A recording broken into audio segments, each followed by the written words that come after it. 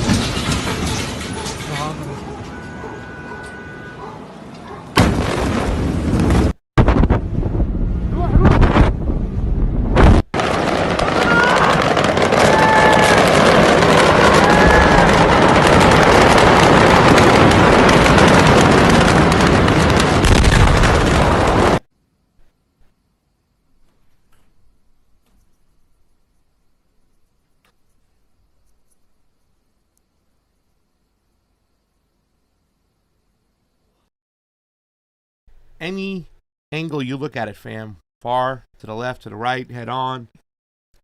Devastating. Yeah. Devastating blast. Yeah. And well, I just don't think the cloud of a firework would be like that. Yeah. Just based on what I've seen, that's not how it happens. It really, it does seem a lot like something like, like you said, a tenth of Hiroshima. That is a tenth of Hiroshima. Can you imagine? Yeah. Can you imagine what 10 times that would be? I mean, just even looking at that is like crazy. It's scary right there. Imagine right? 10 times that. And this is why we focus so much on foreign policy here, because a nuclear a war, there are no winners in a nuclear war. I mean, there's just a bunch of dead people. Yeah. And we want to avoid that at all costs. Yeah. It's just, I got to stop and pause for a second because it's just devastating. And Sarah Abdullah's next tweet is very important. Now, Lebanon doesn't produce a lot of things. The port is so important to Lebanon. And she says, the port of Beirut has been completely destroyed in today's massive explosion. This is Lebanon's main economic lifeline. And that's why I wanted to put this tweet up there, because she hit it on the nose. The economic crisis in our country, already worsened by U.S. sanctions, is about to get even much worse. So this, fam, was just devastating. Terrible. The initial reports were firecrackers. Then a lot of people got behind this ammonium nitrate thing. There was a boat seized, and they stored it in the docks. They improperly seized it, or they improperly stored it, excuse me.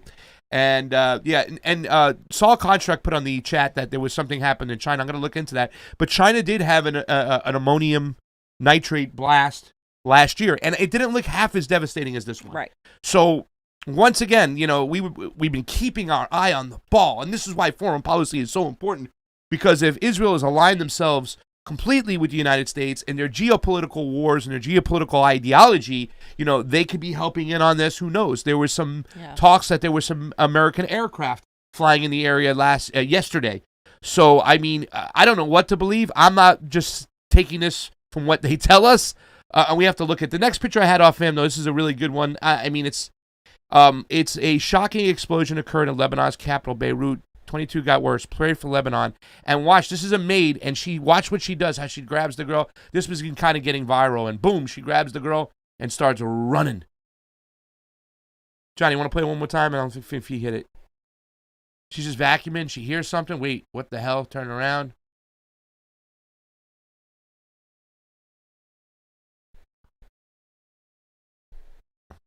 Glass everywhere. Jeez. Just a scary, scary sight. And the other one, more horrific pictures. We put up here in this one. I mean, look at just the next tweet. This tweet is unavailable. They took it down. Oh God. Well, we have pictures of people walking in the streets, bloody faces, just terrible, horrific. Like, you see the one common picture with the girl walking on the phone, face full of blood. This guy's walking with a face full of blood. He waves. Let's just go to chaos in the hospitals. Let's take a look at the hospitals. I was told, and I think the BBC was reporting, and reported first, that a lot of hospitals in Beirut were turning people away because they just didn't have the resources or the room or the space to treat all the people. Glass everywhere, like it was raining glass. So here's a picture of the hospitals, fam. You can see how devastating it is. There's little babies, there's children, there's old people. It's on the floor. Look, he's on the floor. I mean, it's a scary sight. So understanding the magnitude of the situation, very, very important. So let's get into a little speculation. You want to get into a little speculation about what caused the explosion first? Yeah. All right. So the first one, in the Moon over Alabama, did some really great reporting on this. The ammonium nitrate theory. So Moon over Alabama says, yesterday, 2,750 tons of ammonium nitrate stored in a warehouse at the port of Beirut, Lebanon, exploded. The blast killed more than 100 people and wounded over 4,000. Many buildings in Beirut were severely damaged. The pressure wave broke windows as far as 10 miles away. Beirut's port is mostly destroyed. Lebanon's natural grain reserve, stored in grain silos next to the explosion, is gone. And that's something to point out right now, fam, because, they're already starving there. The economic disaster, the crisis, it's fallen. The coronavirus that's hit, it really been a plague over there. This is something big. Now, I just want to, they talk about the story, but look at the picture, John, they had right there real quick of the ammonium nitrate right there. I just want to put that picture up. tons improperly stored. So I don't know. The story has some legs. I'm not a scientist. I'm not a chemist. Jonny, you're an engineer. Is there any idea? Well, you're a TV chemist, right? You're a TV certified chemist. Do you think? Do you know anything about ammonium nitrate? Have you ever worked with it before? Or? I know it's explosive. Ammonium, and then anything with nitrate. I mean, yeah, it's pretty bad. If you look at the shockwave, that shockwave was like huge. Yeah, that's so much pressure. Like you know, I studied what's it called, the jets, right? So jet propulsions. Jet propulsions, and they would get Mach 2, 4. They would create those because of the heat condensing the water in the air. Right. So that's like a lot of heat and energy that created that white explosion. The mushroom cloud. Well, I mean, that's the theory they're sticking with right now. That's what they're pushing. They want to make it look like an accident, if it is. They originally said it was fireworks, and I just kind of want to show. I saw a thread the other day where they show like the worst fireworks ever, right? Yeah. So like this is what an example of like the worst fireworks explosion that you can see here. So this one was in Colombia.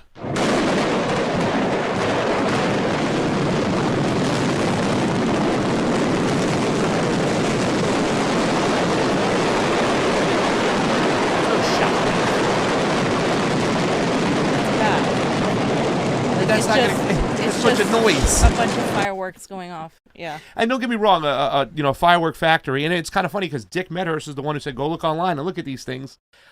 Dick Medhurst will be on the show. Richard Medhurst, he'll be on the show. I like to call him that. He'll be on the show Friday at noon Pacific to talk some more foreign policy with us. And I believe next week we got Ben Norton as well to talk foreign policy. So we're going to keep our eyes on the ball in all areas, whatnot. But a firework a factory blowing up, nothing compared to what we saw over there. Nothing. So you got another one, John? Yeah, this one's like a warehouse. So in St. Petersburg, Russia? Yeah. So see, like it stays in one place. The expansion, like the cloud okay, like is that, not. like maybe that was like the original one, but then that second one, you know, the second explosion. It was like it reminds me of a nuclear attack, like with the cloud. Obviously, I don't think it was at all. Definitely not a nuke. But the cloud is the pressure that was there. That's not caused by a fireworks. The shockwave that was sent. Yeah. You know what I'm saying? Once again, I don't know about ammonium nitrate if it's possible.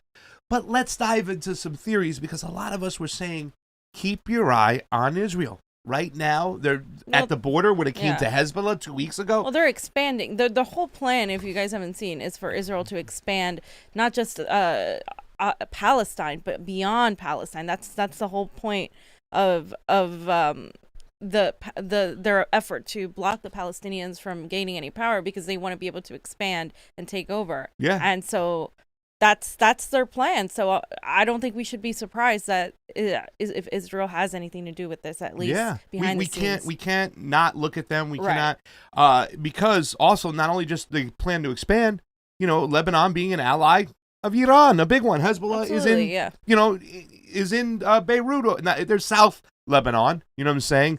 And the theory is, I really didn't put some stuff out. The theory is that Hezbollah was doing this as revenge to let the Hezbollah would be the fall guy. That would be like a typical Western. Yeah. Well, I think they're about to sentence like 4 Hezbollah soldiers for what the death of the Palestinian president in 2005. So they're trying to say that Hezbollah was sending a message like, don't try any of our soldiers. But I don't believe that. That's kind of bullshit.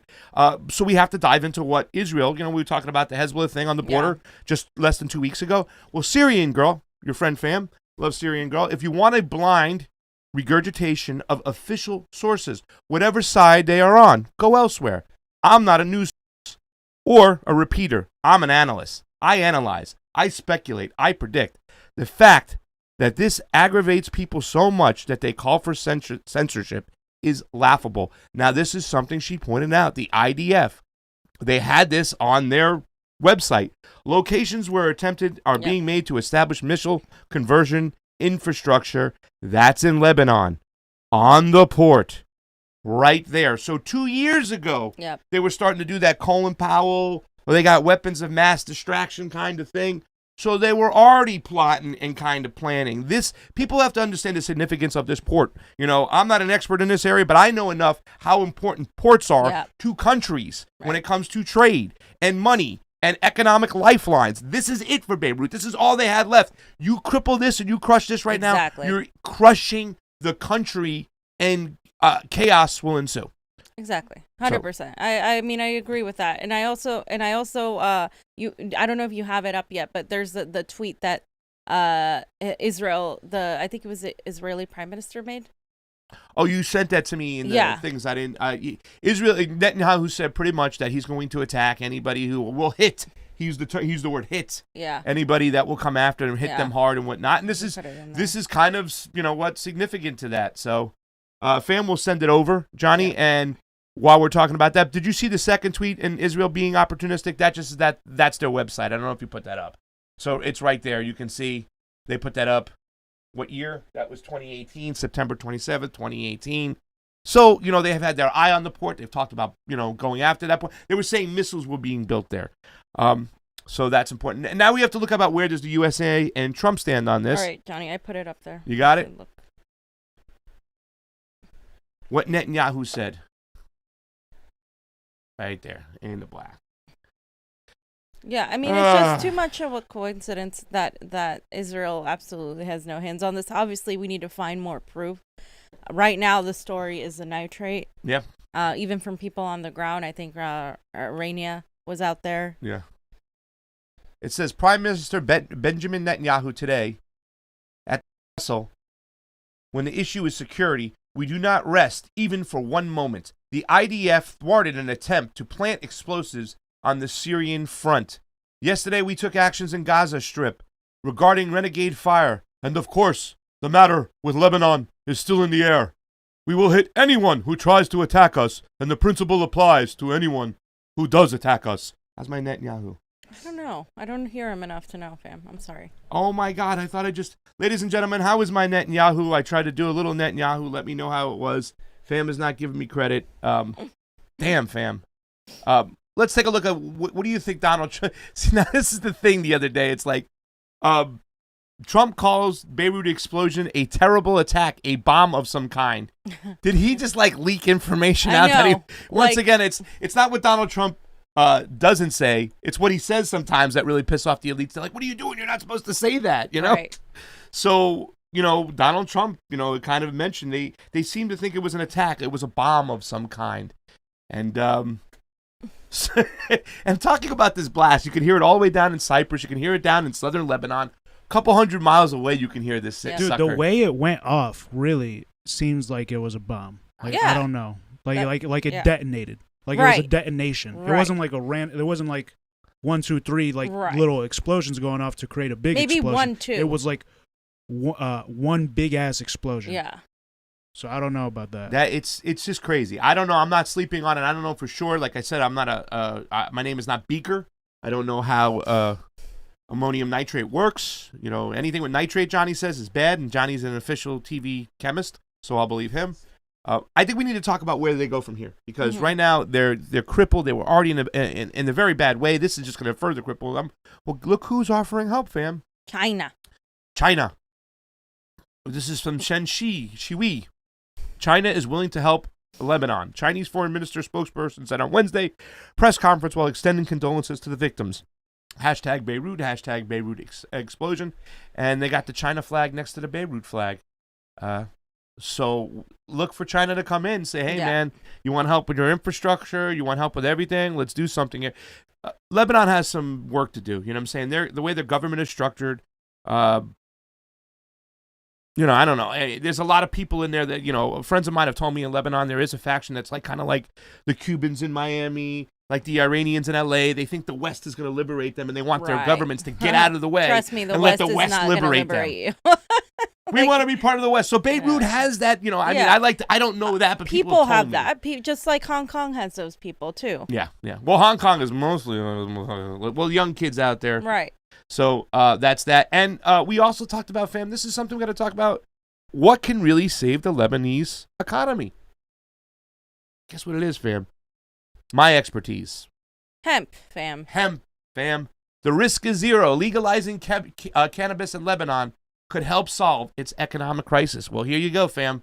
They need to go full hard, blast cannabis, sativa, indica, hemp, grow it, make products out of it, rebuild your economy, sell it. You know what I'm saying? This is, once again, all you need is water and the sun.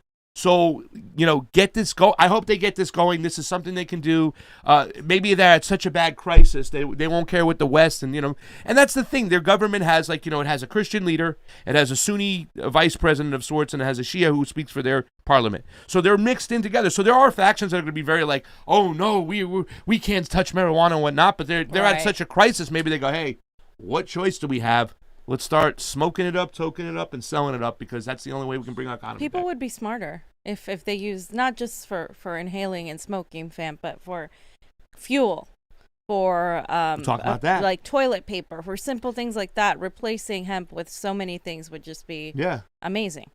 All furniture in your houses, all your couches, this stuff could be made out of hemp and whatnot. Everything. Not only that, toilet creams, paper, right? Toilet paper. What the world wipes their ass on if we went to hemp toilet paper.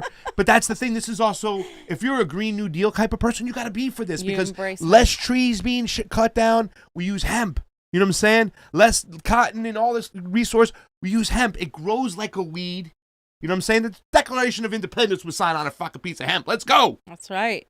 They were toking it up back then.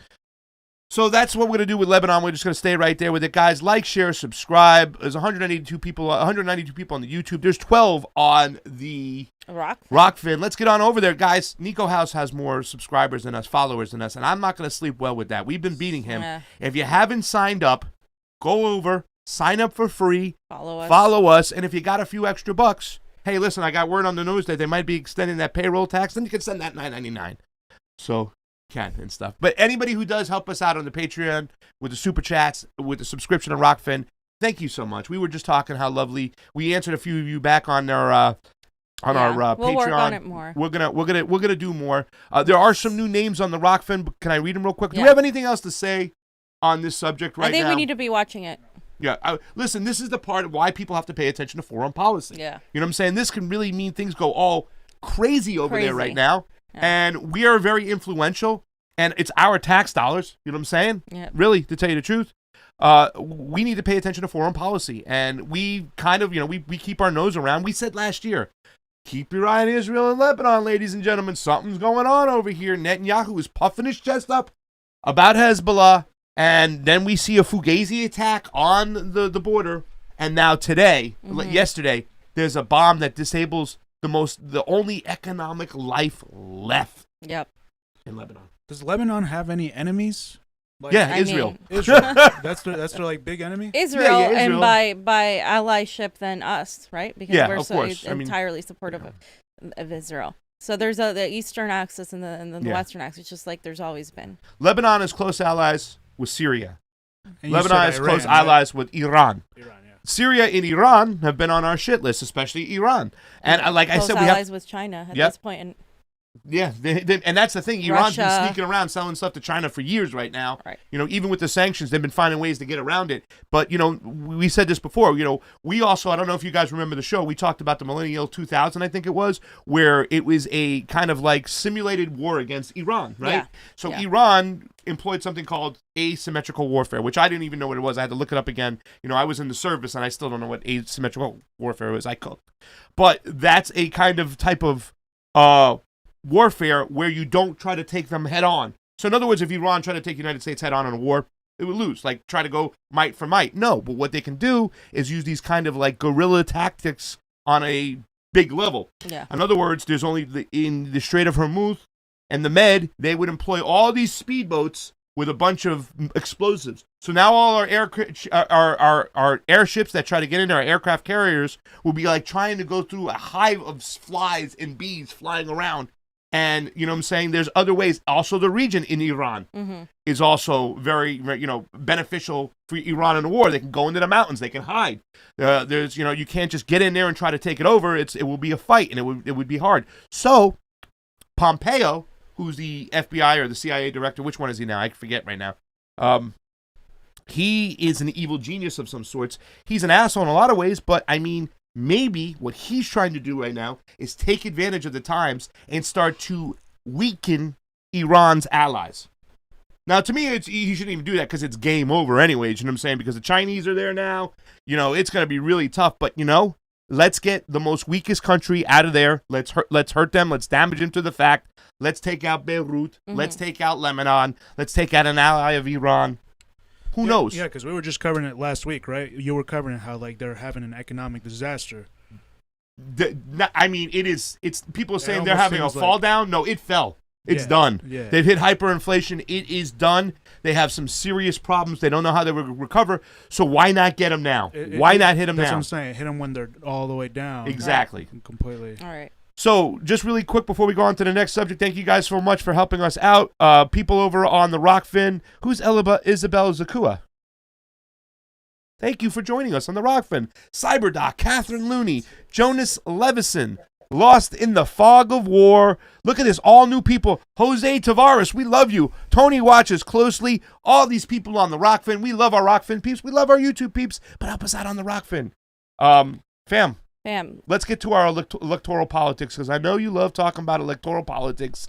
You know, we follow foreign policy. We love it. But we also love electoral politics. 30 minutes. So what did we get? So Cori Bush landed a surprising victory to many, defeating the 20-year incumbent and a dynasty in Missouri. Missouri, I believe her district covers parts of St. Louis. I've lived there before. It is a very racially divided city, and the fact that she won is a big deal. Now, I don't know too much about her foreign policy. I know that she is... I've heard she's decent on it. She was not, and we're going to talk about this, she was not endorsed by that many progressives, including the squad. So Cori Bush knocked down, The Intercept did a really quick article, Ryan Grimm. Yeah. You know, a lot of people, like I said, didn't expect this, but Clay was the opponent, Lacey Clay. Which I want to talk about him after. Yeah, you can talk to him about him in a minute, but... This is St. Louis' 1st congressional district. The family of Clay actually dominated this district for more than 50 years. I hate people like Nancy Pelosi trying to get her daughter in. I hate the fact that Gavin Newsom is related as well to her. I mean, dynasties are things we have to break down. The Bush, we can go through and say we have to stop this kind of thing. The Clintons. And Clay actually was doing far better than Bush among the mail votes and the absentee ballots, but then Bush surged back with a commanding lead yesterday, and she topped her by 3 points when all 100% of the ballots were counted. It was a very, very close race, but I think the defeat of, in the wake of Ferguson, Missouri, and the defeat of Cori Bush is a huge freaking deal, especially with the police brutality, the Black Lives Matter issues, and also the fact that Bush was running on a defunding the police, Green New Deal. It shows you that while Lacey was endorsed by people like Kamala Harris and Nancy Pelosi and the entire establishment, voters decided to go with Bush, and they don't give a crap who she was endorsed by or who she wasn't. And it's kind of interesting to me because it really shows that you take Missouri, which is sometimes it's a swing state. It could go red. Oftentimes it goes red. Sometimes there are cities that could make it go blue. But you take Missouri and you realize that in a likely red state you have a progressive winning, but you have a moderate losing. Doesn't that tell you, Democrats, that you're really fucking bad at your jobs because you're not understanding that people don't give a damn about incrementalism and platitudes. I mean, this is the time, if you really wanted to win, they would promote people like. But fam, we know they're paid to lose. They're paid to stop. Their donors don't want the progressives to get in. Mm-hmm. We know right now, and I think a lot of people have to understand this. More of a message to the people out there who still think that the Democratic Party is the party of the people and party of the workers. It's not. They're paid to lose. They're paid to fucking work for their donors. They're not there to work for you. And if we see results like this all the time, we should be seeing results like this all the time, but we don't because people still buy into the sensationalism and they listen to all the bullshit that the establishment feeds them. This is a perfect example of what should happen in these districts. And I just want to point out before you go off about Lacey, AOC declined to endorse Bush, okay, in her second run. She did so on the first run. Remember, they were in the movie together, the documentary, and that's what she was somewhat of a progressive, right? And she was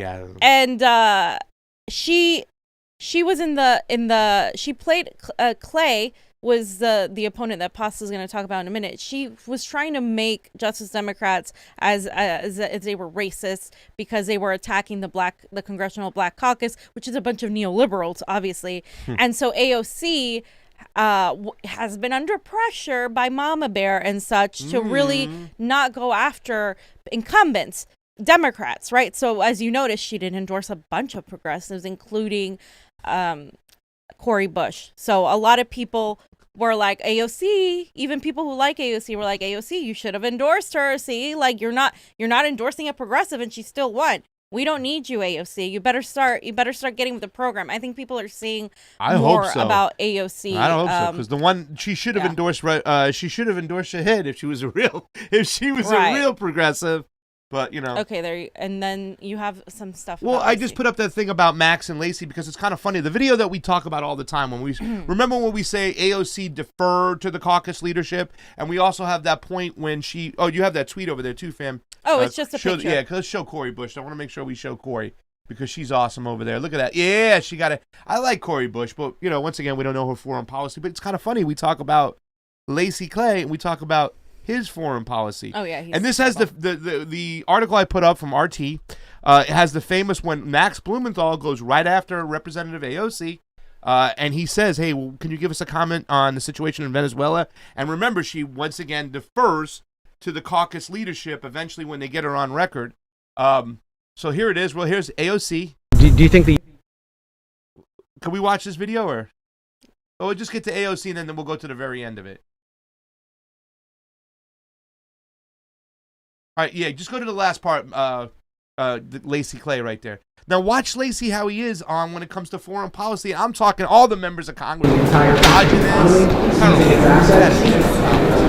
Let me say this about U.S. relationships in Central and South America and the Caribbean. It is something that we should not be proud of. I mean, I look at the way this country has treated Haiti for over 200 Aristide years. was an ally of Hugo Chavez in Venezuela, Jean-Bertrand Aristide. Do you see this as a continuation of that policy of kind of neo-colonialism? Oh, for sure. Even with Cuba.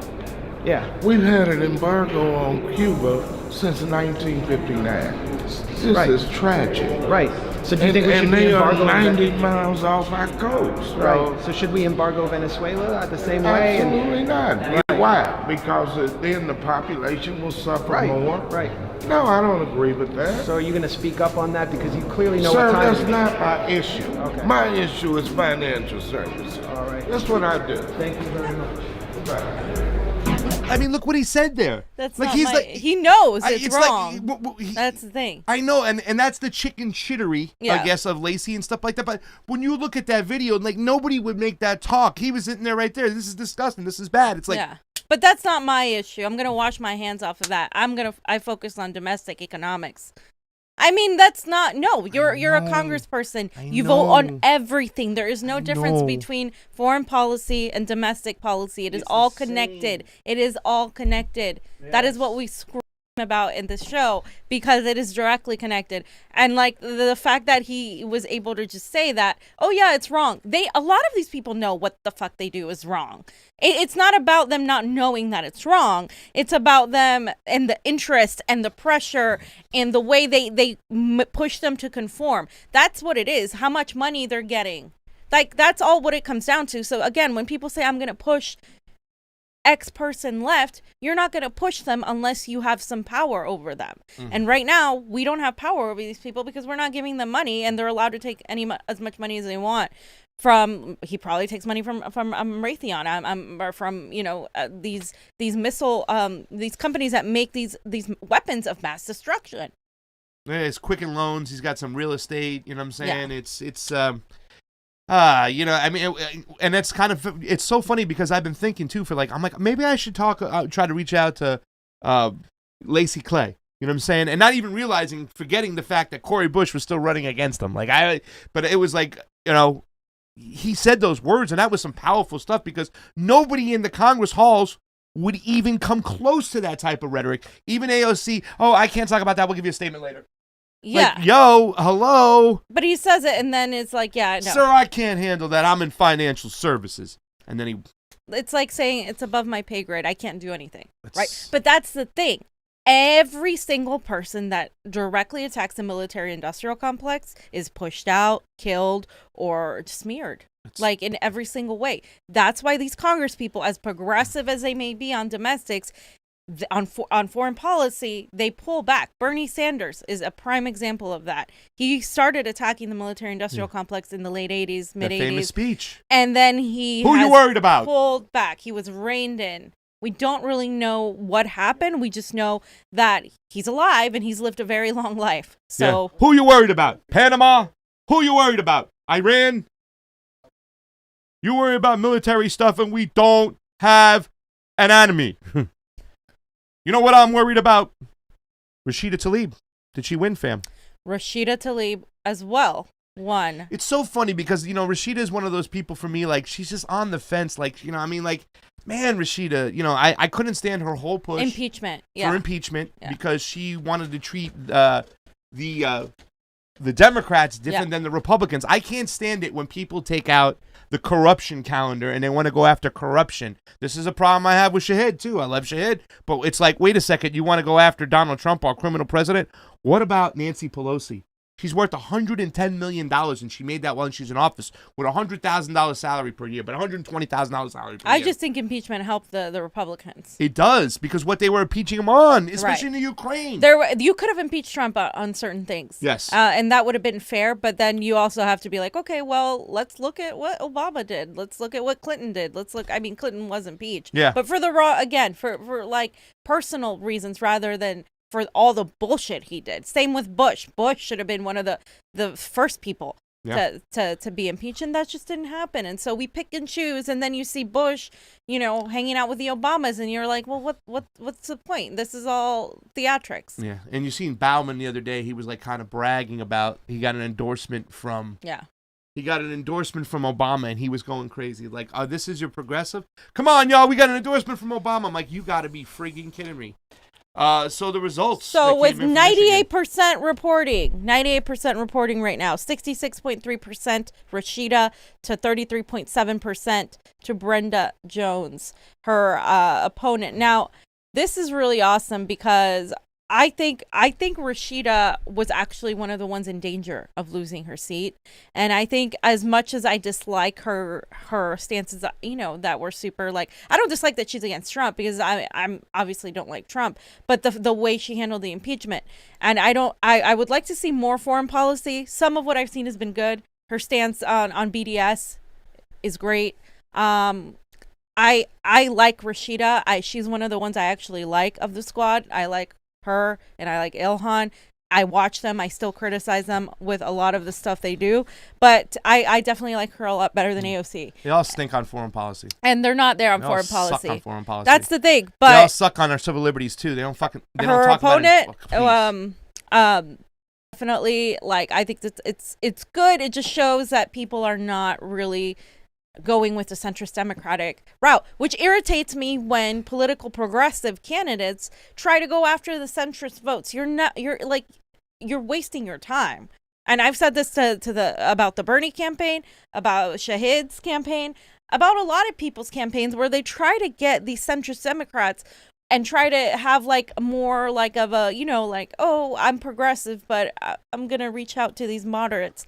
It doesn't work. Yeah. Unless you're unabashedly progressive and you really go out there, like that's right now what people want. This is why Donald Trump won, because he didn't play it like a politician. He played it like, oh, I understand the working man and blah, blah, blah. So I think people, progressives and campaigns need to really make sure they don't make the same mistake that the Bernie Sanders campaign made.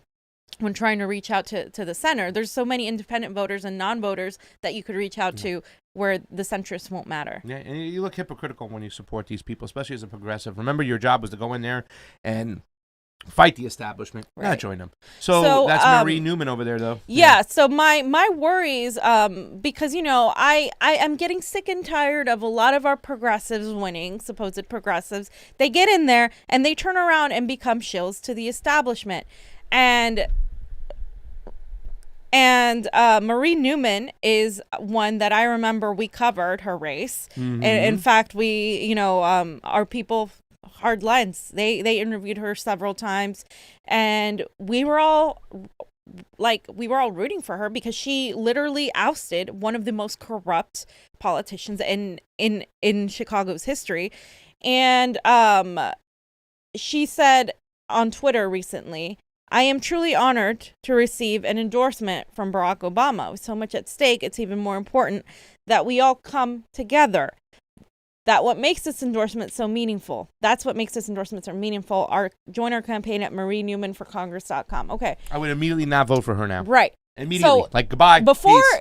Obama didn't give a damn. Now that she's won and she won her re-election, they go after them. They co-opt them. They bring them to the establishment. Now she's over there praising Obama. So same thing with what's his name who won in New York Bauman. against Elliot Engelman. Bauman beat Elliot Engel. Yeah. Yeah, the same thing with him. He's been praising Obama. Like a lot of these people, they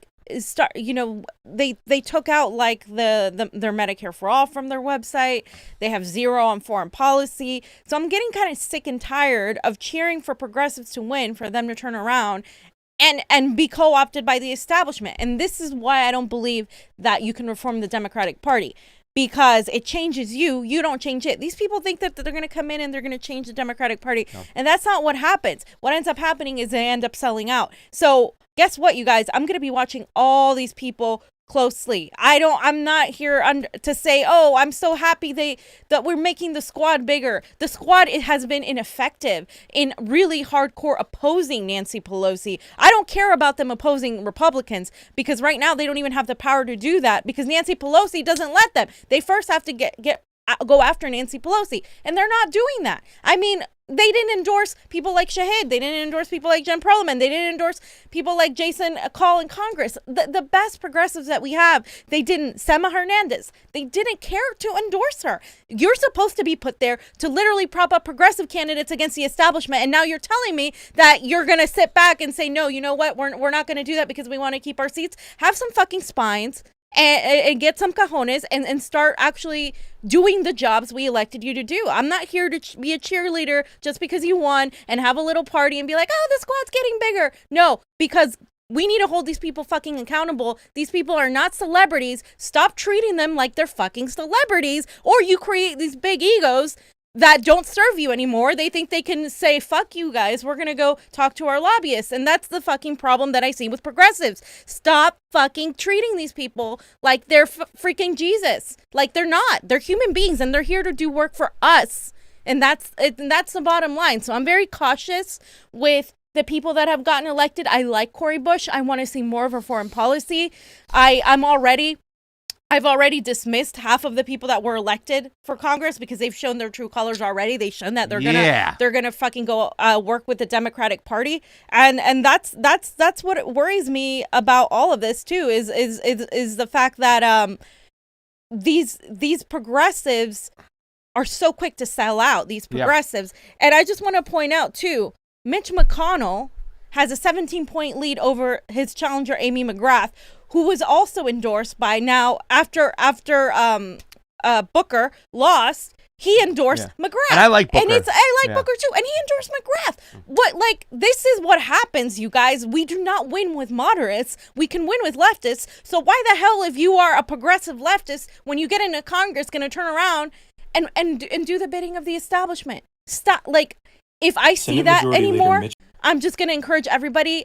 This is why you cannot reform the Democratic Party. I'm sorry if I'm being cynical, if I'm being negative. I think I'm being pretty realistic here, that the Democratic Party structure is set up to push people to be cooperative, or you get kicked out. Mm-hmm. So that's why I'm very cautious. Even though I think these are great victories, I'm not going to be like, oh yeah, great, we're all just winning. I think it just shows that moderates are losing and that the Democratic Party is dying. And what are we winning? What are we winning, fam? We're winning a chance, but if you guys don't act on that chance, then it's all for nothing. Yeah, but this whole thought that we're winning because we're beating Republicans, enough is enough. I don't want established Democrats. We're beating the moderates too. And the thing about it is that they try to focus the squad, these progressives, on the Republicans when their main problem, what we all put them in there for, is the Democrats to fight the establishment. So let's talk about now the right and the left, what's going on with Congress, everything like this. Is our third topic of the day. And I think we're asking the question right now, fam. Are the Republicans going to outleft the Democrats? Because we're sitting here waiting for something to go on. Now, as you know, in the House, they passed the HEROES Act. But the HEROES Act has $3 trillion and a lot of pork in this bill that really does have nothing to do with the economic slide, without have anything to do with the crisis right now. It's just pork. It does have an extension for the $600 a week going through December, but the White House and McConnell have tried to push a $1 trillion package and extend the unemployment. $600. And McConnell has said, forget about it. You're not getting the HEROES Act. I'm not giving you $3 trillion. So right now we're stuck in this standstill. And what are the Democrats trying to do? They're trying to point to the right and say the right's the one who's holding up. The right's saying no. These Democrats are trying to go with a bunch of pork. Exactly. So just to clarify, Mitch McConnell actually leaves the door for the extension of the $600 a week unemployment benefits through next year. The problem is he's waiting on Trump to support it. Now, Trump has said that he was willing to support like a lot of. He said Medicare for all. He said UBI. So it's not about Trump he's not willing to support it. It's about the fact, like as Pasta said, Democrats like Nancy Pelosi and Chuck Schumer put in other legislation that has absolutely nothing to do with helping people and nothing to do with COVID. And nothing to do with COVID, and they try to get their shit taken care of. Their money. They try to get their foundations, their organizations' money, whatever it is they want. It's just like filler for the Democrats, and the Republicans don't want to do that. They have they're like, no, we're not going to do that for you. So that's why things don't get passed. It's not just because the Republicans say no. It's because the Democrats try to put shit in that isn't even about us. And the Republicans say no to that, and then they have this little hissy fight in Congress, and nothing gets done. Yeah. So we need to understand that. We need to understand how these things are packed. Yeah, it's the way they also frame it too as well. Hey, listen, we want to extend your payroll taxes. We want to suspend your payroll taxes. We want to expend your benefits and stuff. But the Republicans won't let us. They won't pass this bill. But they're not telling you there's a bunch of pork with it in that when they're framing it. So they just point the finger. The mainstream media helps them. You know what I'm saying? And now you have a standstill, like you said, a hissy fit going on in Congress. But let me say something, fam, because people were talking yesterday. I was watching Crosstalk, and I agree now. If the election were today, Biden would probably beat Trump with everything that's going on because it's so crazy. Yep. But the door has been open in two areas and the third area. Number one, the first area is when the debates come, I think it's going to change everything. Yeah. Once Trump gets Biden on the stage for debates, forget about it. Joe is going to be in a lot of trouble. And that I'm sorry, but that's going to really sway a lot of public opinion on those debates. They did last time. The other two areas is where right now we have a standstill in Congress. The Democrats want the HEROES Act. The Republicans don't want to give up the $3 trillion. The Republicans have proposed less of the benefits, like $400 a week. And now Donald Trump is saying by executive order he's considering an action to suspend evictions, suspend the payroll tax, and extend the benefits, through December of $600 there. Now, the whole thing about it is the suspending of evictions. If Donald were to pass an executive order extending the benefits for $600 and some type of serious rent relief and some type of mortgage forgiveness, I don't think he can lose the election, fam. Yeah, that's the thing. I don't think he can lose. If the Republicans were smart, if Donald Trump was smart and wanted to literally win the election, all he has to do is be like, okay, we're going to extend the benefits, or even just directly give people money, whatever that is. He's got to do something about the rents. Absolutely. If he does something about the rents, because we're talking about poor people, people of color, we're talking about areas that are devastated and stuff, he can really give them a bonus and say, here, I'm going to help you out. Look at the Democrats. They didn't want to do this. And not for nothing, fam. The Democrats have not done anything, even locally, when it comes to rent forgiveness. Nope. All they're doing is kicking the can down the road so that in a year, everybody's going to get thrown out of their freaking house and people are going to be on the streets. And both parties right now. And I wish Donald Trump would take his head out of his ass and freaking do something if the Democrats don't do something. Right. We need you to forgive rent. This is the number one issue on the table. If you don't forgive rent, people are going to be on the streets. Right. And the Democrats really haven't pushed anything like this. And the fact that he's even considering this, if he does this, he's going to outleft the Democrats, and that is hilarious to me. But it is how bad things are. I mean, these people are just are just horrible. And Joe Biden, Joe Biden that's a bunch of malarkey. A red state media blitz. So I mean, Joe Biden's a Republican. Are they doing the same thing again? Remember Chuck Schumer? For every state we lose over here, every person we lose, we're gonna pick up 2 blue dog Democrats or Republicans in red states that are moderate and stuff. We'll go. They were focusing on those votes, neoliberals and center Republicans. And now they're doing it again. It didn't work last time. But what are you going to do? Joe is going to try to go into some red states and try to get some votes. Well, he's not going to get any of the independent voters. He's not going to get any of the libertarians. He's not going to get They don't the care young about people progressives. They don't care. Yeah. You can win on a populist, leftist, progressive platform. You can. But they don't want to win, no, fam. because they're stupid. They don't want to win. They don't want to win on that platform. That's oh, my God. So Joe is reportedly, according to his wife, Jill Biden, he is going to be debating Donald Trump, but he is not going to go to the convention because of COVID. So, again, once again, as we said the other day, they're using the excuse of COVID to keep Joe under wraps because he can't really formulate sentences. He's not there. I don't know how he's going to be president, but... The guy shit his pants on national television, right? And an example of that, we don't know if that happened. I saw it, fam. Why the hell? I know it's short, Johnny. Why the hell would I take a test? Joe Biden says he's not participating in a cognitive test. So someone interviewed him, and you just got to hear this. Have you taken a cognitive test? No, I haven't taken a test. Why the hell would I take a test? Come on, man. That's like saying before you got in this program, if you take a test where you're taking cocaine or not, what do you think, huh? Are you a junkie? What do you say to President Trump, who brags about his test and makes your mental state an issue for voters? Well, if he can't figure out the difference between an elephant and a lion, I don't know what the hell he's talking about. Did you watch that? Look, come on, man. I know you're trying to goad me, but I mean, I'm so forward looking to have an opportunity to sit with the president or stand with the president in debates. There's going to be plenty of time. And by the way, as I joke with him, I shouldn't say it. I'm going to say something I probably shouldn't say. Anyway, I am very willing to let the American public judge my physical and mental as well as my mental fitness. Have you taken a cognitive test? No, I haven't taken a test. Why the hell would I take a test? I mean, he just asked him a question. That's like saying gives you before the you got in this. Why do you want you to take a cognitive test like that? He mentioned cocaine because that is what people have to do. They don't have to take a cognitive test, but they do have to take they have to take drug tests to make sure that they're okay when they get welfare. That's a whole other thing. It's just funny he mentions that because he was one of the he pushed policies like that on a lot of poor people. So I just had to laugh at that. Because that's one of the things he pushed for. Anthony, the super chat contribution, thank you very much. It is always appreciated on the couch, which is why it would have been helpful not to give away damn near the whole store with the CARES Act. Yeah. Non-recorded vote. Rashida lost my respect.